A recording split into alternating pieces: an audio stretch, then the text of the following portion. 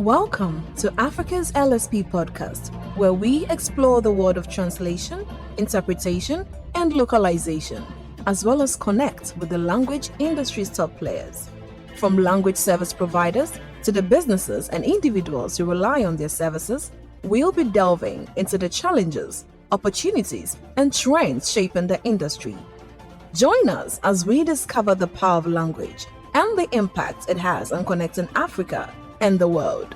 Brought to you by Bolingo Consult, Africa's LSP podcast is the go-to podcast for all things language in Africa. Hello, listeners. Welcome to another edition of Africa's LSP podcast. My name is Grace Hamwajiman. I'm going to be your host for as long as I'm going to be here. This is our first edition for the new year, so Happy New Year is in order. In my Ghanaian language, we say Afishapa. Let me know how you also say Happy New Year in your African or Ghanaian language. My guest for today is Belinda Missaah Tuffour. She is an MPhil student of the University of Education, Winneba, here in Ghana, and is currently doing a comparative study of tone between Bono tree and Asante tree. The objective of her study comparatively examines the tone use of some syntactic structures between Bono and Asante tree from an acoustic perspective, which aims at discovering the differences and similarities between both language varieties. Belinda, thank you so much for joining us. Thank you. Great. Let me first ask you to introduce yourself to us. When we say Belinda Missaah Tuffour, who are we talking about? Thank you for the opportunity. It's a golden one. Belinda Missaah Tuffour is a grandchild of the Akan's first child. That is to say, I am a Bono, a proud Bono, specifically from Wenchi. I am a student from University of Education, Winneba, currently pursuing MPhil Ghanaian languages. I am also a teacher, and I also deal with everything language, translations, transcriptions, that is to say, sound to text transcriptions, and then phonetics and phonological transcriptions as well. That is from English to Twi or from Twi to English. You said you're a teacher. What do you teach at where? I am a Ghanaian language teacher, not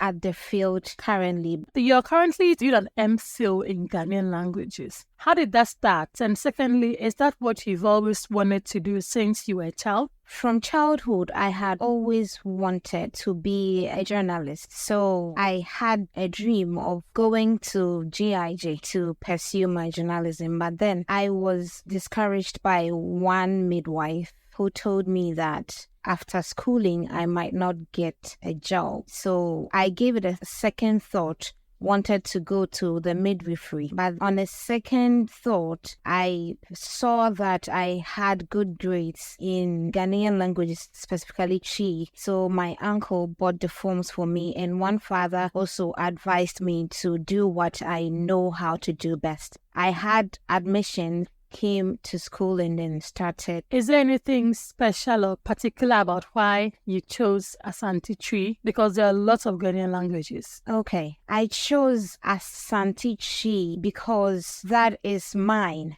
It is my language. And Nelson Mandela once said, if you speak to a person in a language he understands, it goes into the head. But if you speak to that same person in a language of his own, it goes to the heart. So I felt that it is mine. It is my language. It is part of me. And so that is what I could do and do best aside all Ghanaian languages. It's good to know that when you talk to a person through the language they understand, you speak to them to the soul.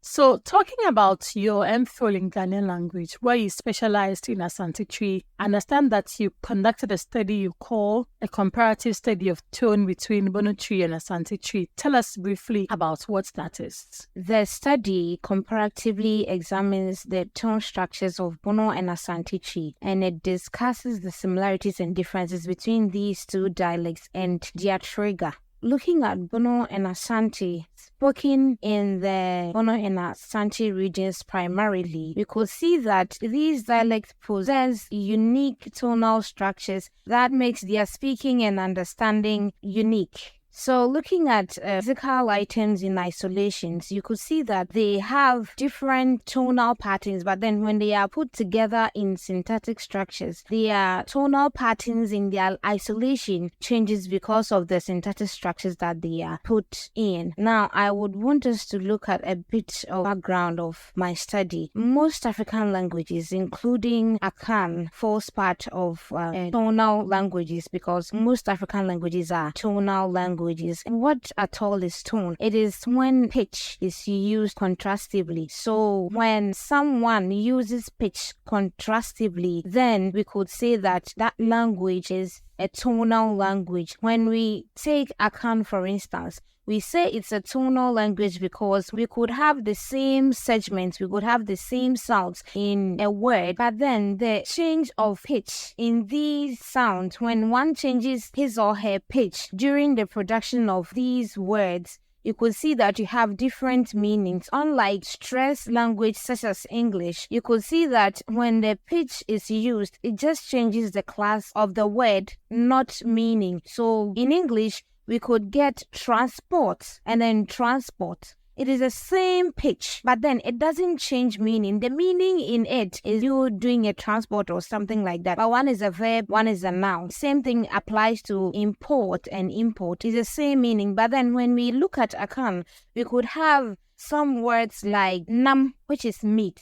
It's the same sound in the same word. You could get nam, which is to walk or to pass somewhere. So it's just the change of the pitch in here that makes the differences in these. And some scholars also argue that the arrangement of the segments bring differences in meaning, but then it is not solely based on that. It is also based on tone. So you could change the segments, which could change meaning, but then the tone also bring changes in meaning in a language. We have two-level tone. When we come to Akan, we have two-level tone. That is the high tone and then the low tone. But then the high tone has an allotone. That is, it is also a high tone, but then it is reduced, and it happens when a low tone interferes to high tones in a construction. So the pitch of the final high tone reduces as a result of the low tone that has come in there. Now, some scholars also are of the view that tone brings dialectal differences,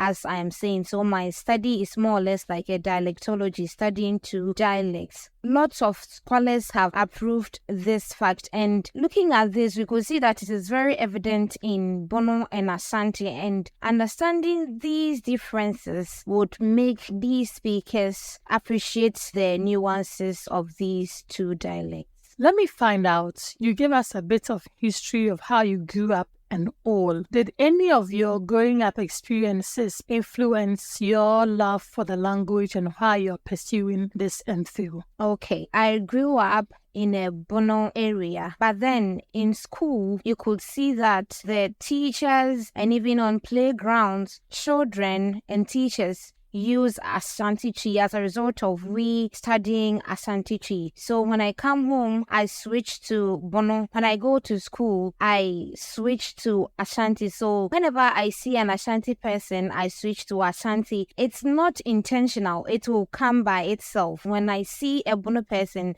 the tongue changes to Bono. So I saw the differences between these two dialects. I thought about it, and I felt that one of the differences between these two are the tonal patterns and then the structures. So from childhood, that is what has triggered me to go into this study. How easy or how difficult was it settling on this topic? I would say it was difficult, but it was easy for me as a Bono person who understands or who speaks Asante. Difficult in the sense that I might not know all tonal patterns of Asante, but then as I study, I would be able to come out with them. But with the Bono, it was easy for me because I've been interacting a lot with Bono people. Your study, what do you seek to achieve at the end of the day? it is an acoustic study where I would use instruments to record people, and then I wouldn't look at the tonal patterns by my own, but then I would use something. So by the end of the study, the instrument would help in bringing out the differences and similarities between these. I could also see that because of these differences, sometimes the Ashantis or the Ashanti people find it a bit difficult to understand the Bono speakers in their speaking, and so most of the times they look a bit down on them. So it will help readers and then speakers out there to know the differences and then appreciate them. Why is it important for you to establish the syntax between the two languages? So far as we can speak it, we're good to go, aren't we? We are good to go, but when we look at syntax, it is where a language puts together well-formed words in order to create meaning. And we could see that, as I already said, the lexical items in their isolation have their tonal patterns. But then when they are put together in syntactic structures, they also bring different patterns, which also creates different meaning. So looking at the syntax of these two would bring out when the words or the syntactic structures are similar in a language and then when they are different in a different dialect. You keep talking about an acoustic instrument you're going to use for the collection. Tell us about this instrument and then also your data collection process. How is it going to be like? My research is a qualitative research. Qualitative in the sense that it will give an in-depth description of the phenomenon I have already stated, and then it will use acoustic instrumental as its research design. Acoustic instrumental here is where I would use an application called Pratt. I would get respondents, record them, then use the application to annotate and then help in the tonal placement of these. The population is Bono and Asante native speakers, and the sampled population is 12. My research site for Bono, I have Teshiman, Sunyani, and Drobo. In the Ashanti region, I have Kumasi, Mampong, and Ejiso. I chose these research sites because they are the popular towns of these two regions and where I would get true native speakers. The number of respondents are 12, which is 6 for each dialect. And I chose 3 males, 3 females for each dialect because when you come to language, social linguistics says that females adapt to language faster than males. So I chose 3 each so that when there is any hitches at the female side, decision making wouldn't be a problem for my study. So Belinda, the people you're choosing for their respondents, tell us about their demographics. Are you considering age? I'm considering age, and my age range is from 20 to 50 years. 20 because from childhood they had listened to their people speak, so by the age of 20 they would be more abreast with the language, and then by the age of 50 you could see that when people are growing they lose some things that helps them in speaking or in language. So that is the reason why I chose from 20 to 50 years. Where are you sourcing your respondents from? Do we see you travel to the regions or the towns you have mentioned, or you're sourcing from the capital city? Looking at my population sampling, I mentioned that I would use native speakers, and these are the towns that I would get the real native speakers. So I am going to travel into these towns and get these respondents to respond to whatever thing that I would need from them. So I'll travel to Ashanti region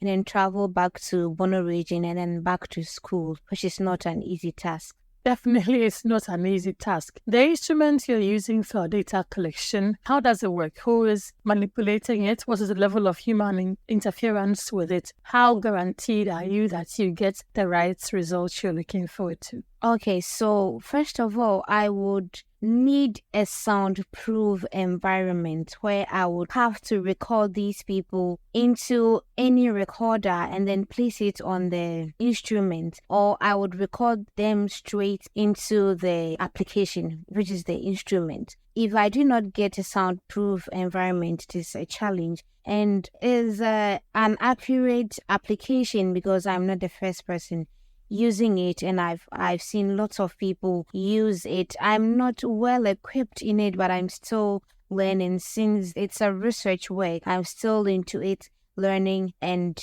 I'm hoping to get the best out of it, to get the accurate tonal placements and then the tonal partings from the recordings. And then the data collection strategy is an interview, which is a semi-structured interview. I would ask questions where I would be able to manipulate the questions to suit my study, and also show them pictures and then words to pronounce or produce during my study. And it is a purposive sampling since it is based on some particular people. So, Belinda, what are some of the syntax or syntactics you seek to establish at the end of your research?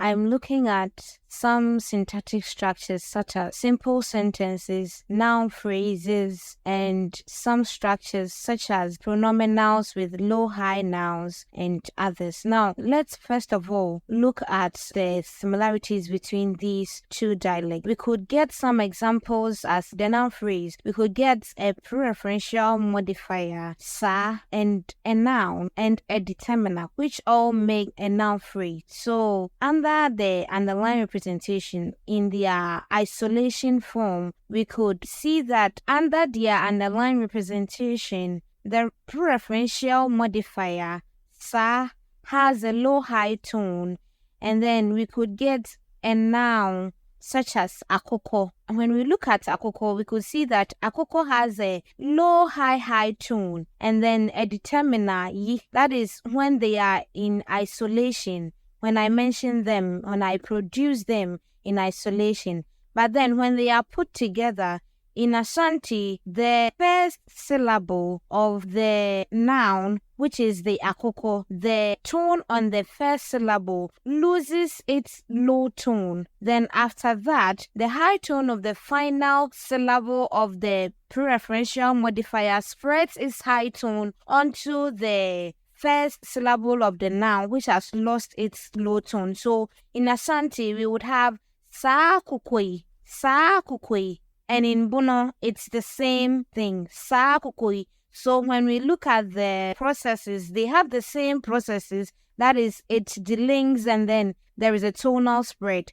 So we have the same tonal pattern for these two. That is some of the similarities between these two dialects. Now let's look at some differences. We could talk of when we have a pronominal and a low-high noun, a noun which has a low-high tone. The pronominal in its underlying form has a high tone, and then a low-high noun as it goes, it has a low and then a high tone in one noun. So in this, in Asante, we could get, for example, mako. It has a low-high tone, but then the me is a high tone. So when you are putting these together as a noun phrase, which is a pronominal and then a noun, Asante would give you memako and Bono would give you memako. So you could see that there are some differences in tonal patterns of these two. Secondly, we could also look at when we have a pronominal with a progressive verb, where we would get me and then probably rididi. In Asante, we would have mirididi, but in Bono, we would have mirididi. So you could see that there are different tonal patterns between these two. So these and many other are what the study looks at.